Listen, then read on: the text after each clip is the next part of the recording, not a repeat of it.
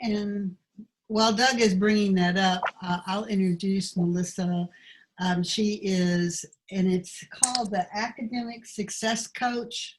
Melissa, is that your correct title? You were that, and now you're an assistant principal or associate principal? Yeah, I was a math teacher for 21 years, and then I was an academic success coach for 5 years, which is kind of what led me to the ripe age of 52, going back to school to get my principal's license.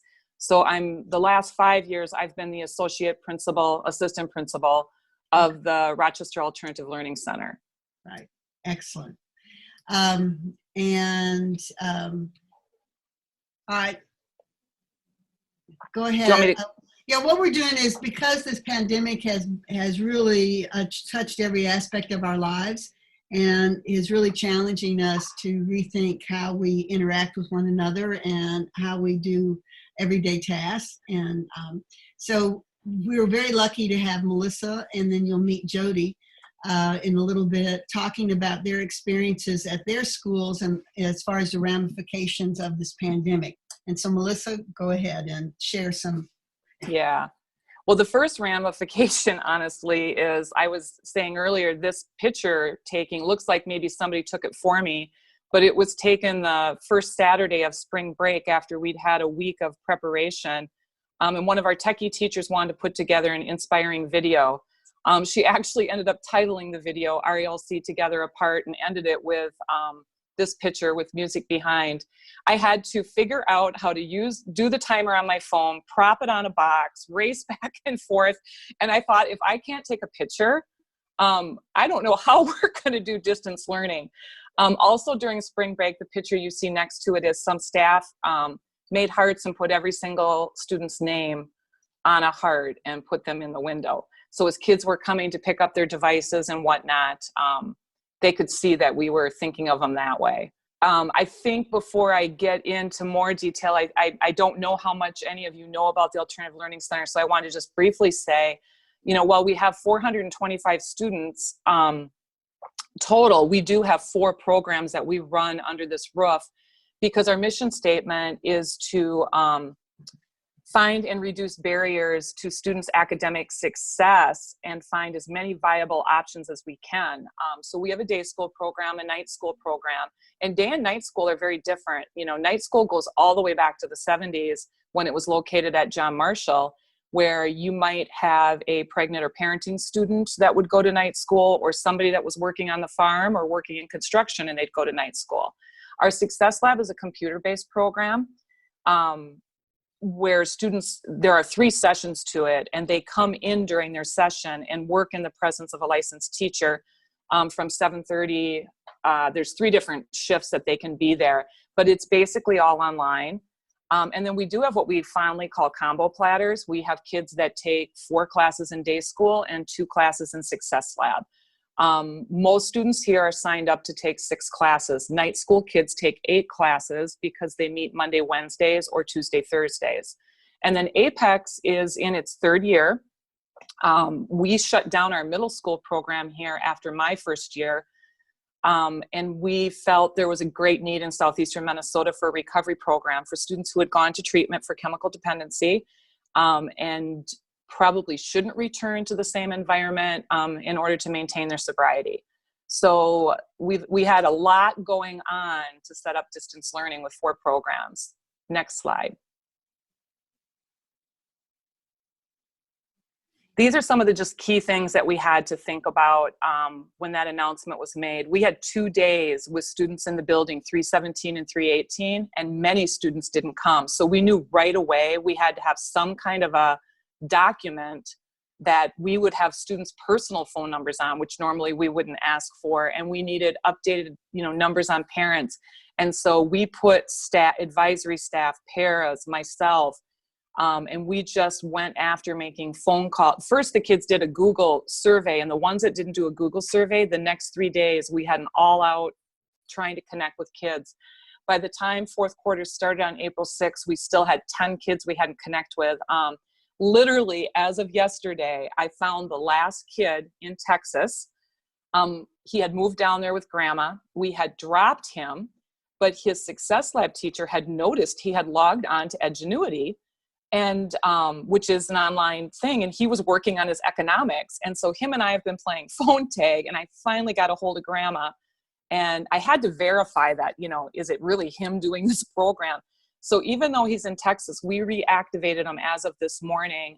He's already passed his bio class, and he's now working on economics. They don't know if he'll come back, but it's that kind of thing that's going on. Like, it's not his fault he had to pick up and move to Texas and was gone, and the state of Minnesota requires that you drop kids after 15 days of absences. So those attendance protocols come down from MDE, Minnesota Department of Education. The district had requirements, and then we have our own ALC. You know, our kids are a very diverse population. You know, 45% are non-white, 80%, well, 75% are on free and reduced lunch, but we believe there's another 5% that don't sign up. So we believe 80% of our population lives in poverty. So that device distribution was huge. And that was another step that we had to figure out. We didn't have enough iPads. We had to get more iPads from the district. It engulfed us that first week before spring break and the first week after spring break. And then the whole system of a communication plan was huge. I have a daily meeting at 10 o'clock with my principal and our 2 secretaries who have been working from home. We have bi-weekly meetings with a couple other leaders in the building and support team meetings, and making sure that we're disseminating information to students and parents as best we can. And then during that week that we had, March 25th, we had to have intense staff training, which was tough because some staff had chosen to work from home at that point because they may have had their own pre-existing health conditions. So all in all, getting a distance learning school set up seemed like this is never going to happen, and it did. It happened, and it's evolved over the last 6 weeks. But that bottom line in red really was where, I get emotional here. We had to stay connected with our kids because school doesn't matter if your emotional health and your physical health isn't okay. So that became a priority. And the next slide will show you how we did that. And I'm so proud of us for what we've done, that we don't have one student that we aren't connected with weekly at this point in time. So next slide.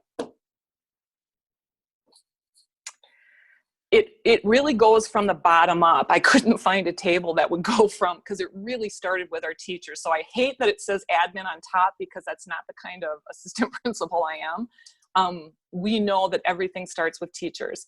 So we split our teachers into advisory groups.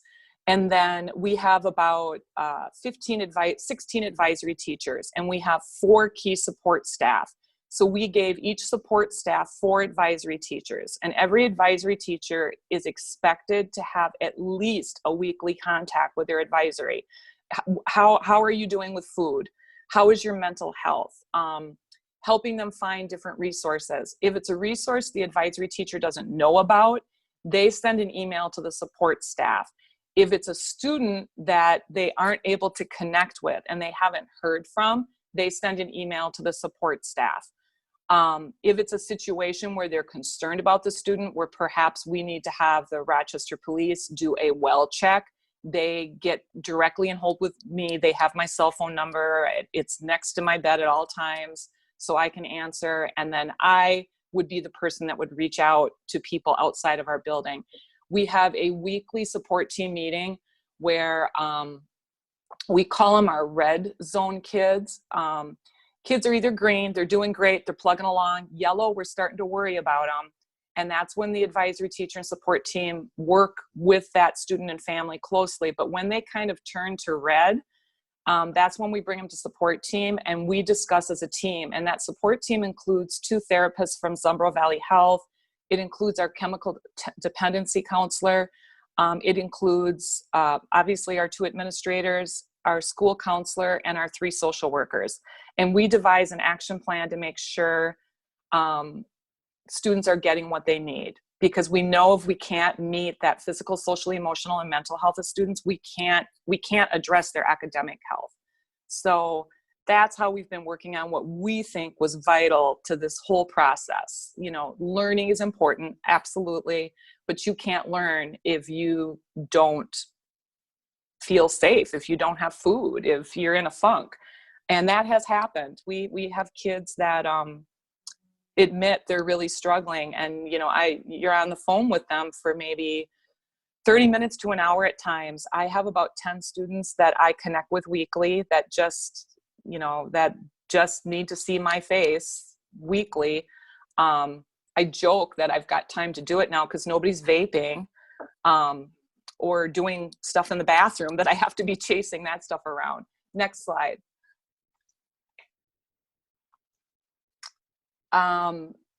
This is just kind of a little bit, you know, Patricia said, you know, what's it been like for students?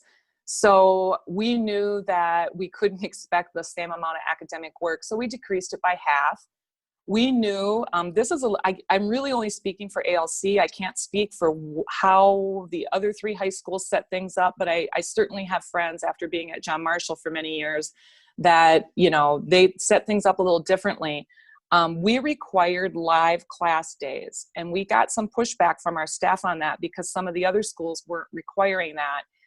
We know that with our students, they struggle with advocating for themselves and organizing themselves.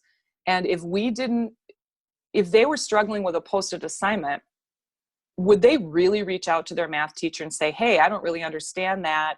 Can we meet one-on-one on a Google Meet or a Zoom Meet and you can explain it to me? I don't think our kids would have done that. They needed to know that they had permission to log on to a live class.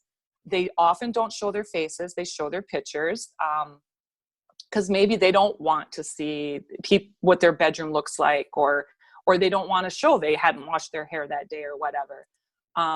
So we've been having live classes on Mondays and Tuesdays. And then on Wednesdays and Thursdays, the teachers are present for appointments, or kids can jump in and they can get support on their assignments. Fridays are a flex day. There's no school on Friday, but we take attendance. The advisory teachers take attendance on Friday. They mark the student absent if they haven't had any contact with the student that week. And that's how I know which students are turning yellow or possibly turning to red, so we can stay in touch with them. This has been really interesting. Some of our kids that weren't attending school when we were in building are actually thriving with distance learning. And I think it's because, many that have anxiety or social anxiety, they like that they can be in class, show just a flat screen or a virtual screen, and they can still be listening and are more comfortable talking. Like, I've been jumping into some classes and it's really cool. And then we have kids that are really struggling with this, like I said, for the reasons that are below. They're not very well organized. Many of our night school students, as you can imagine, are working in restaurants, and they have actually seen their hours increase because of the takeout, and they're finding it hard to balance school. So many of our kids have younger siblings they're responsible for taking care of. You can imagine the inequities in different home environments. I know in my neighborhood, I was telling Patricia when we spoke, when I work from home, you don't see anybody walking in the morning. The only time you see kids and people out are around the lunch hour. And then you see them come out again after 3 o'clock. Well, I live in a neighborhood where I think the parents are making sure their kids are doing school. And that's just not always the case based on the parent working, based on multiple kids needing to be on the internet. So we have found like some ways to individualize when kids are struggling when we reach out to them is we've put kids on paper plans. And then we have teachers that come in and put packets together. The packets sit over the weekend, so they have that 3-day not being touched. And then we have Doug deliver them. And then he picks up what they've done and then drops off. And, even this week, we've continued to put kids on packet plans. Some kids are doing okay on credits, so we've just shortened their schedule. They'll just say, I can't do math this way. It's just not possible. And we just say, okay, how about if you focus on your history and your English and your health class? And because we're an alternative learning center, we're very creative on helping kids catch up on credits. That's why kids get referred to us. The number one reason they come to ALC from John Marshall, Mayo, and Century is they're behind on credits, for lots of reasons. I mean, there's always reasons kids fall behind in school and don't succeed in traditional buildings. So we just adjust to meet whatever kids need. Next slide. Jump in with questions if you have any. Not only, not surprisingly, did we have to be concerned about the social emotional health of our students. We knew that. It became very apparent, as all of you can imagine in this stay at home, that our staff needed support too. They were missing students. They were, dubious about whether, is this going to work? Is distance learning going to work? As a leader, at times, our staff is very open, and maybe you can tell I'm a very open leader. So if they have an issue, they would call and say, I don't think this is going to work. So while we were getting things set up, we had to constantly be willing to change it. But I cannot believe, I won't say names, but you can imagine there were a couple teachers I was like, they're not going to be able to do this. It's like, getting my mom to figure out Zoom. It was really hard. And we knew there were teachers that were going to struggle with this. I am so proud of some of the teachers that the things they're doing are absolutely amazing. I think they're going to bring it in when we do get to be back in a building. It is really going to change, I think, the way school systems educate all the way across this country. It's been hard to pull people into more modern teaching techniques than just lecturing or doing a PowerPoint. Kids need to be active and engaged in learning, and I think our teachers have found ways to do it. In the red, some of the things that we have done, we're a restorative school, which means if you do damage in any way here, whether you're a student or a staff, I've done some times where maybe I've said some things and I have to restore and apologize for what I've said to a student. So we restore when we do something wrong here, and it might be an apology. It might be a circle. We do something called restorative circles, but you can also have circles for emotional and mental health.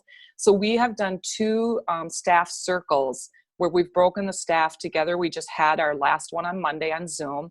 And these are some of the things that we've worked with them on, and I think are even helpful for anybody. I've shared them with my own kids and remind myself to look at that yes and.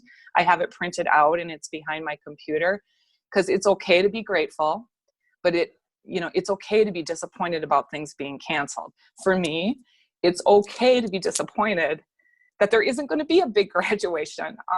I'm disappointed about that. I would never get to speak at graduation because you can already tell I'm way too emotional when it comes to that stuff.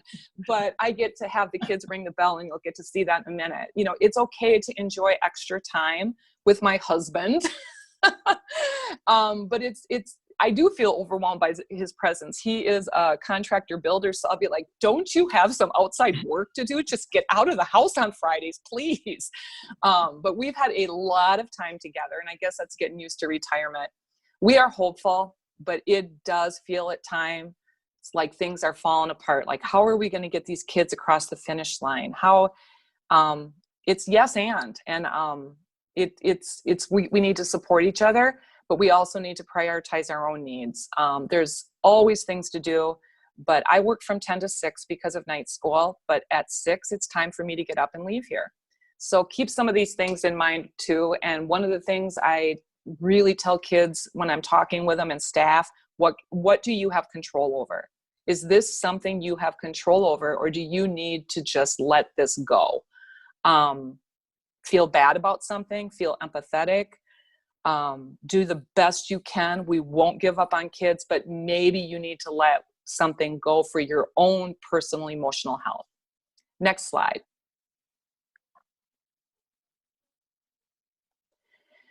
These are some various outreach that our staff have done. The top 3 pictures are from that video that our staff member put together at the very beginning and sent out over spring break.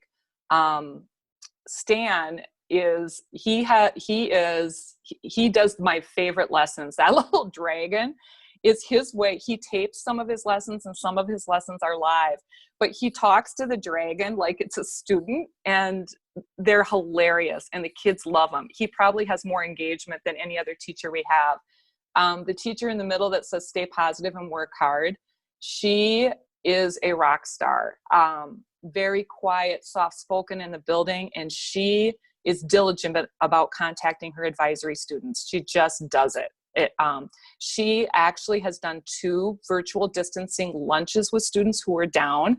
She planned a parade, a birthday parade of about 10 staff of a girl who suffers with mental health issues even prior to this. And they went by her house on a Sunday and delivered a birthday cake. Susan is holding the sign that says, "You are not alone. We're still here for you." She's one of our Zumbro Valley health specialists, and telehealth is a thing. And it has been, just to put in perspective, I told you we have 425 students.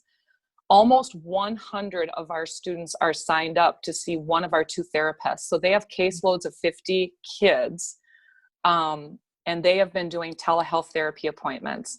Down below is Marshall, our counselor. He is young. You can see he's in his early 30s. He's about my son's age. He is so techie. He is on Snapchat with kids, Instagram. He's got a Twitter account. He is connecting with kids. He's doing videos. And then the picture with the little bumblebees, we have a daycare here because we do have parenting students. And Amy Kaufman, our lead daycare lady, just saw her pull up and grab some diapers. She's been delivering diapers and various things, and she's been doing online parenting classes with our parenting students so that this is unique being a mom and or a dad during this. And so she's been staying in touch with them that way. And then one of our paras from the daycare is now our front. She answers the phone and has been helping with devices. So that's been examples of our staff outreach. Next slide. That's our graduation cap and gown pickup. That's Doug. He is a distance learning hero. He's our para security. He's our hall monitor, security paraprofessional during the school year, and he has been our main person that's been doing our deliveries.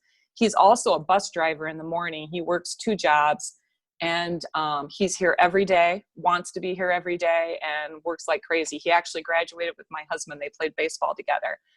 Next slide. We're almost done here. The first picture is what we used to do. I put that picture in because I wanted you to see that we have John Marshall students, Century students in dark blue, Mayo students in green. We have 3 graduation ceremonies at the end of the school year. We have our Success Lab ceremony, our day school ceremony, and our night school ceremony. And our Apex kids graduate through our Success Lab ceremony. So it's a very busy day on graduation. It's a joyful and wonderful day. And I get the honor of walking the kids in and around the gym. And each kid, unlike other ceremonies, it's informal. They each get to read something, and it's just an amazing day. That's a picture of me. We sent out a senior inspirational video. Staff did another, messages that say, and my message basically says, "Hey seniors, you got this. Let's ring this bell." That bell was made on behalf of Gordy Zebart, who retired 2 years ago. So kids, when they walk out, they ring the bell. So we were hoping we would be doing a drive-up ceremony, and then it got kiboshed. And then we found out the other schools are doing drive-up ceremonies, but we had already sent out our second video about how we're doing graduation. So what we're going to be doing for graduation is we are going to be next week. We're breaking into 3 teams, Mr. Lindbergh, our principal, myself, and our counselor, and we are doing personal home visit graduations out on the lawn. Oh, so I'm a little worried about that because, as you can hear, I get very emotional when I think about kids. So I'm like, I'm going to have to practice not crying when I do my speech to them. So I'll do it. I'll get through it. A whole box of Kleenexes. I will. Yes, I have it. I have my box of Kleenex right here. So I'm really looking forward to it because I I really need some kind of a culmination as I go into retirement, and I need to see these seniors that have worked just amazingly hard to graduate. They've earned it. I think we're moving to the last slide here. I just put this one in because of all, this is a principal, and I couldn't say it better myself, but of all the kids I handed a diploma to, I've never had a kid say, thank you for improving ELA scores by 4%. It was always, thank you for seeing me. It was all the things that weren't on the report card.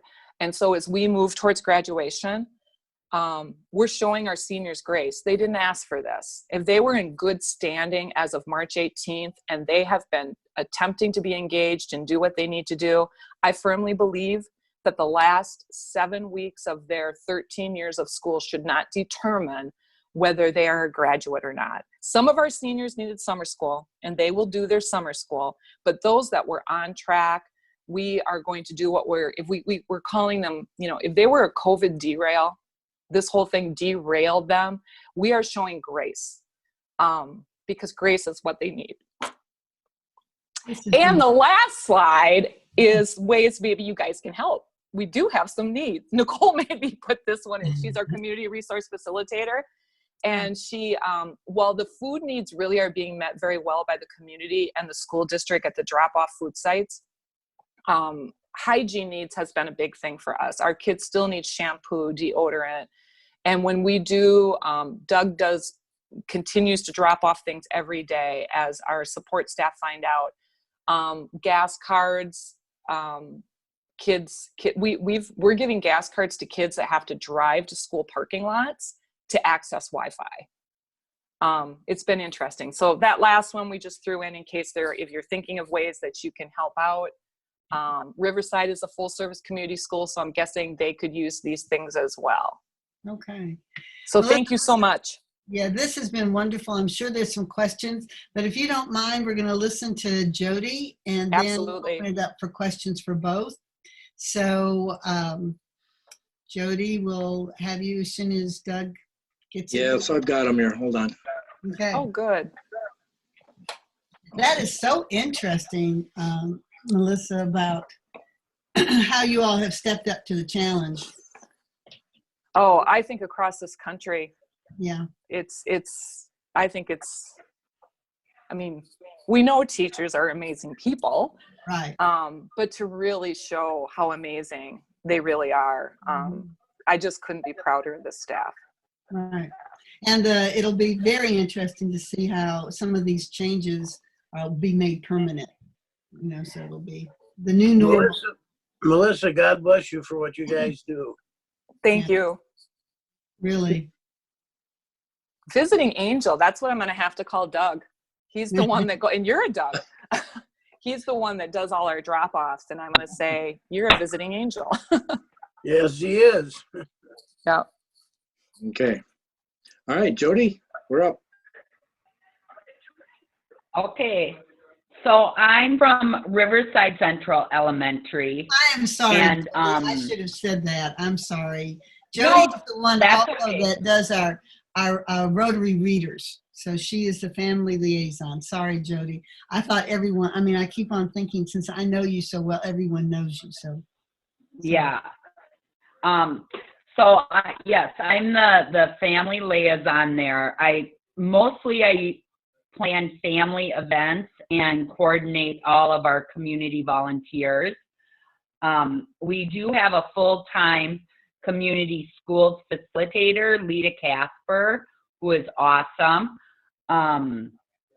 So we work pretty closely together when we're trying to figure things out.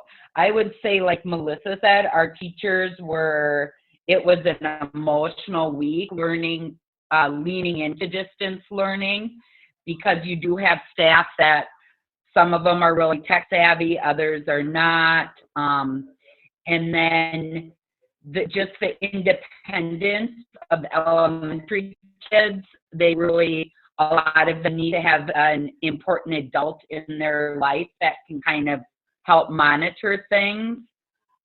We also have a lot of free and reduced lunch. A lot of our kids live in poverty, So getting devices into their hands was huge.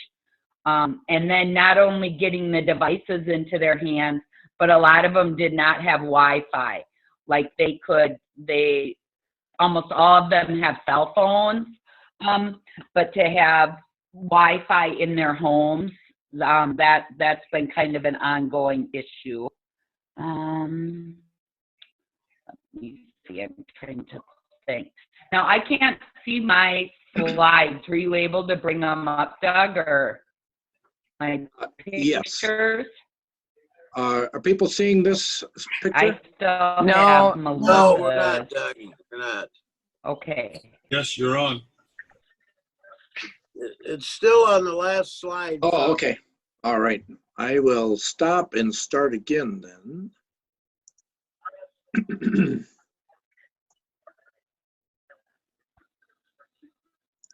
Okay. And I would say, like, our biggest direction from our principal, Matt Ruzak, has been, let's not worry about academics. Let's focus on the emotional piece. So that's what my pictures are of. They're of how teachers are connecting with kids more on an emotional level. So this is a kindergarten teacher at our school, Mrs. Hampel, and she mailed these all out to the kids. They're called Flat Mrs. Hampel. And then the kids do different activities with Flat Mrs. Hampel, and we'll take pictures and then put them on their seesaw. So most of our teachers go with two different educational platforms. One is called Seesaw, and the other one is called Google Classroom. So it's a way that teachers can post material, kids can respond to teachers, do the work. So that's been the two big ways. The other way is through Google Meet. So like similar to Zoom, they'll have certain times where all the kids can get on with their teacher, and then they'll do discussion around a question, kind of like a show and tell. And I have to say that that's been a highlight, but also a heartache for me, because I have seen a lot of kids that are depressed.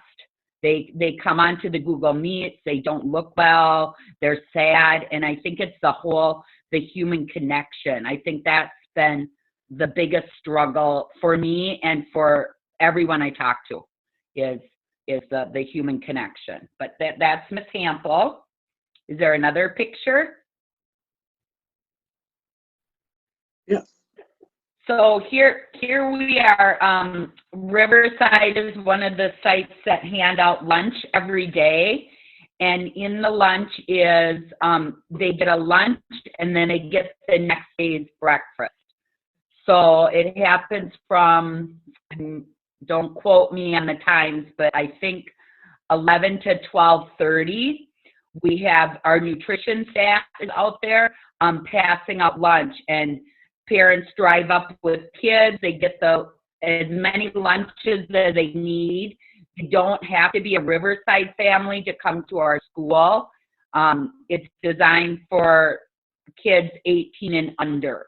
So even if you don't go to Riverside, you get a free lunch. This has also been the way that we've connected with families on some other pictures I'm going to show you. Some more kind of outreach things that our school's been doing. But or if teachers have things that they need to pass off to families, this would be a time that they can do it also. How many lunches do you give out? What's the response on that? Do you know? That I don't know. I should ask. I want to say at least 100 a day. Lunches go out, but that's a good question. I don't know the exact numbers. All right, this is a picture that was taken a while ago, but that's Michael Turi from A Loving Spoonful, and he does artist in resident program with our kindergarten teachers. He comes and spends maybe like 4 to 6 weeks at the end of the year and teaches the kids drumming. And in this picture, they got to perform at Thursdays on First. But because he was not able to come in person, he actually made 6 YouTube videos that we were able to share with our families about how they can use things at home. And then he taught them simple drum patterns using, like using a box of macaroni and you can shake it, or tipping a garbage can upside down. So I just thought that was a really great way of how people are being creative to offer some of the things that we offer during a normal school year in this new virtual world. So that was something that we worked with Michael Turi on. And then we had a link on our website to the videos as well. Oh, that's good. Yeah. Okay, and then this was another outreach project that we did. As you can see, they're very excited. But we have a woman that comes into our after-school academy and does painting with the kids.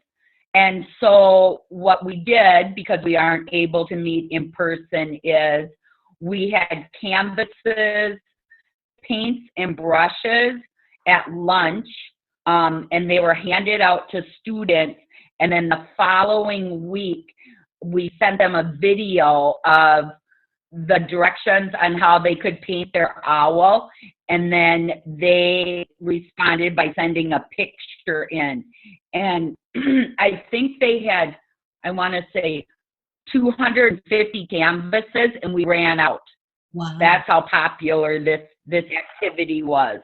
So that's another creative way that we're trying to stay connected with kids, is through arts. Yeah, it's a fun thing to do. It is. Oh, I don't know what that one is. Well, it's a little cartoon, but it's pretty small. Yeah. Oh, so the other big thing that we're doing, this is Mrs. Casper, who I talked about before. This was kind of her brainstorm. If you know Lita Casper, she's very passionate and creative, outside the box thinker. She's was the drive behind the force of the mural on our school. This is a project that she's doing right now. It's postcards during the pandemic. And we had a bunch of postcards printed up that had a prompt like, where's your favorite place to be at your house? And then kids or adults, whoever, can fill out the postcard, draw a picture, and then send it back to the school. And we're making sort of a collections of people's thoughts and feelings during this time. I think there were 6 separate prompts that we sent out. Oh, so when families came to get their lunch, again, because that's a good time to connect, we passed out postcards. And we have gotten quite a few back. That's great. Yeah. Okay, so the academic piece, to kind of give teachers some sense, the thing that we were worried about was that teachers would be doing all these different things. And if you're a parent who has 4 kids in the school, it's a lot just to figure out what each kid is doing in each classroom. So we made a distance learning page, and this is an example of a choice menu for reading for kids in kindergarten through 2nd grade. Yep. And I just took a little screenshot of it. But the idea is they always start in the middle, spend 20 to 30 minutes reading each day. And then there's different activities that they can do with their family. And this way, if you have, really, you could do it with K through 5 kids. You could pick one of the activities, and you could do it as a family. But we were trying to make it a little more family friendly instead of having kind of all these separate things going on. And we have this one, which is for literacy. We have a math one, and then we have a kind of a creative connections one. So I just wanted to kind of show an example of that. And then people have been taking pictures of what they've been doing with their kids, sending them to teachers. So there's some communication about what's going on at home with these menus. That's really creative. And then that's the math one. So they're all very similar. Each week a different one goes out with different activities. So pretty open-ended, things that they can do in their environment. You don't need to have, you know, special materials to do these activities with.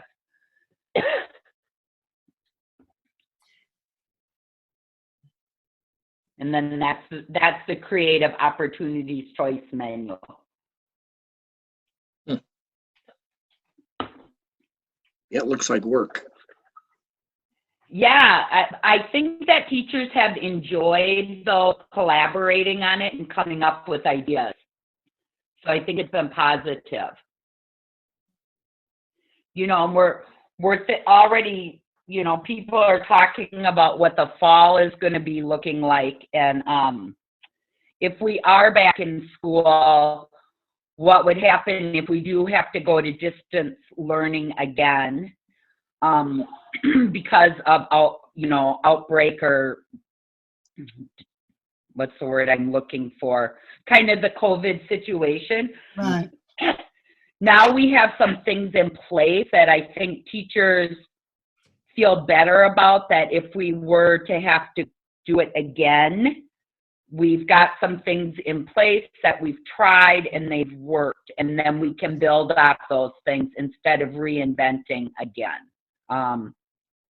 I mean, I really hope that we can all come back in the fall, because it will be important to build relationships with those kids in their next grade level before we would go to a distant learning. I think it would be hard to start out distant learning with not knowing your group of kids, right? Because in the fall, you always get a new group of kids.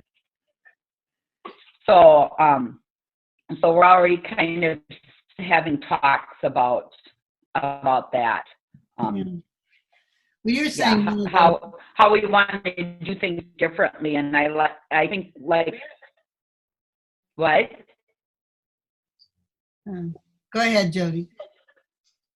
Oh no, like Melissa was saying, you know, a lot of great things have come out of this that are going to change education forever. And although it was really hard and stressful to get it going in such a short time span,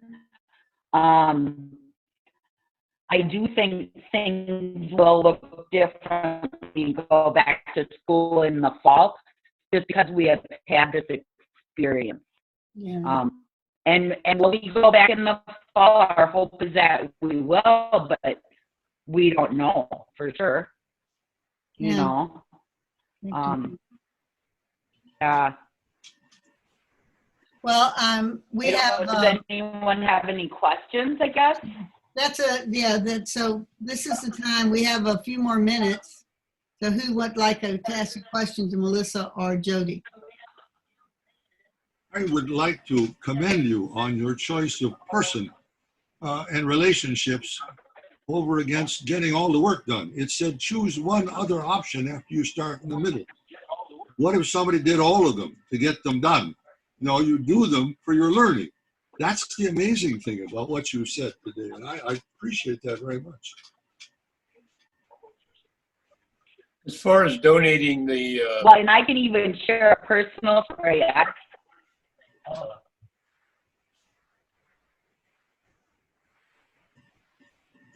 Say that again, Jody. Oh, I just So I meet with a fifth grader every day, and one day she just didn't want to do math. She just wanted to show me pictures in her photo album. So I think their social emotional health is just it's so touchy right now that sometimes you just can't do what you want to do. You can't get through a math lesson because they have things they want to talk about. There's a real human side to teaching, and I think this has really brought it to the forefront for all of the educators and parents. Mm-hmm. That's true. Yeah. Okay. Any other questions?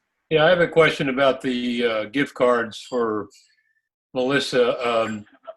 You mentioned that on $10 gift cards from Walmart, Target, or Hy-Vee.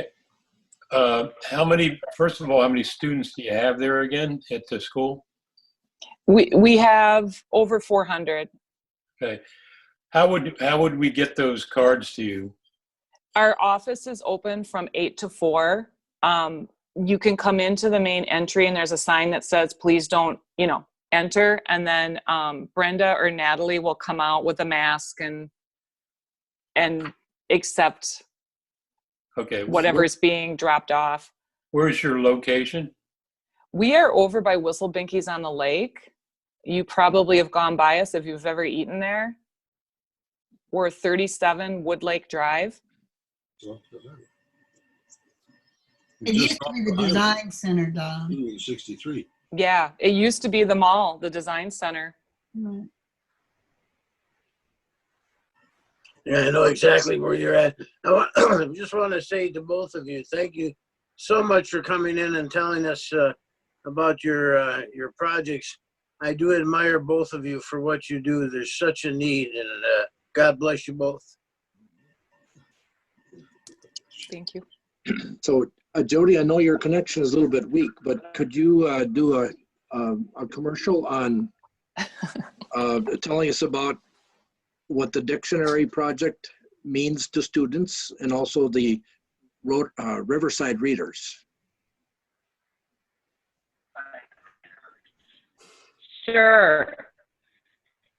So we at Riverside, we have community volunteers like the Rotary that come in and read with students in our building.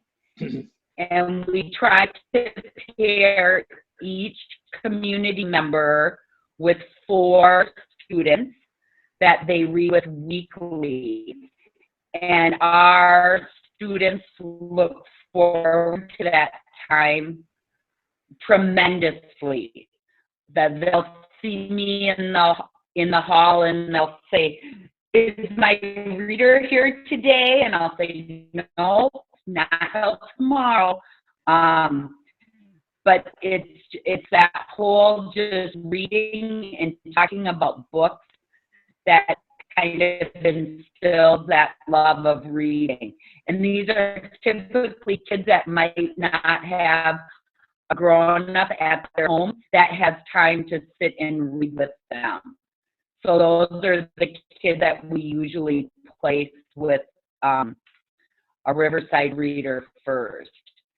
And then every year our 3rd graders get dictionaries from Rotary, also a big highlight. And those kids are so proud of those dictionaries and looking up words, and will share that knowledge with anyone that asks them. Like that is a very special gift to them, the dictionaries. So yes, Rotary helps us a lot to instill the love of reading in our elementary school kids. Okay, thank you for that. Anything else? Any other questions? none here, but thank you so much. You're welcome. You do a lot. It'll be interesting to see the changes for the fall. That'll be. In summer school, you're going to do summer school distance learning, Melissa? There will be. Yeah. Yep. I know, Jody, you said that you don't have if they have summer school distance learning, that Riverside Well, won't do the it. decision was actually just made this morning. The credit recovery for high school, because it already is an online program, we had made the decision to move ahead with distance learning for that. And the spring credit recovery that kids do after school, we moved right into distance learning with that. If they have internet and a device, they could do their online course. Tim was in a principal's meeting this morning, and literally we had a meeting before this one, and he said that they've made the decision to move forward with summer school in a distance learning format. So because we're in charge of hiring teachers and coordinating that, we're glad they finally made the decision, because the teachers that were hired when, you know, they thought they'd be a live teacher in summer school. So our first step is we have to reach out to those and say, are you still interested in doing distance learning? If they're not, remove their name, and we'll need to repost to get teachers who want to do it through distance learning. So there will be summer school. It'll be in July for elementary and middle school. And then credit recovery is June and July. There's a June session for high school and a July session for high school. Okay. Okay. Well, this has All been right. great. And again, we're very grateful for this. And I'm not sure what. Jody, I wish we could understand you. The connection is just not as strong. Yeah, I'd like to just reinforce what was said about the remote learning too. Sorry.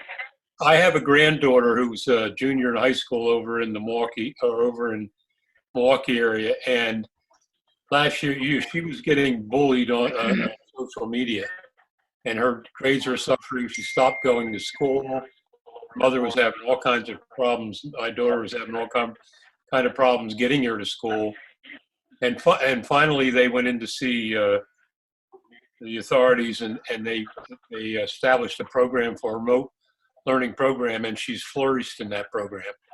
Great. She gets all A's and B's.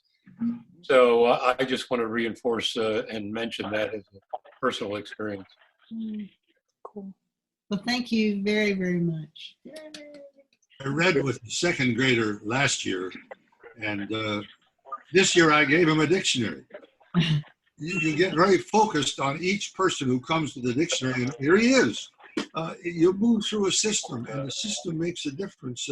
He stood in front of me. He said, "Thank you." That's it. He doesn't talk very much, but he reads like he's reading it. Right. It's a well-designed kind of program. Thank you. Okay. Great. Thank you very much for the wonderful presentations. We'll end our meeting today with a special treat. So. And happy, Oh. oh, this is, yeah, just for you to know, this is National Pick Strawberry Day. And do you know that strawberry, so you have a conversation topic for your dinner or lunch, that strawberries are actually part of the roast. And for those of you who didn't know that, and they're the only fruit that has the seeds on the outside. So, and they actually started planting strawberries and farms in the 18th century in France. And before that, you just had to go out in the wild and pick them. Oh. So here are little tidbits you can share with National Pick a Strawberry Day. Wonderful. All right. Well, thank you all for joining us. Bye now. Bye, everybody. Here. Next week, Boundary Waters. care, Chip. Next week, Boundary Waters. Yeah.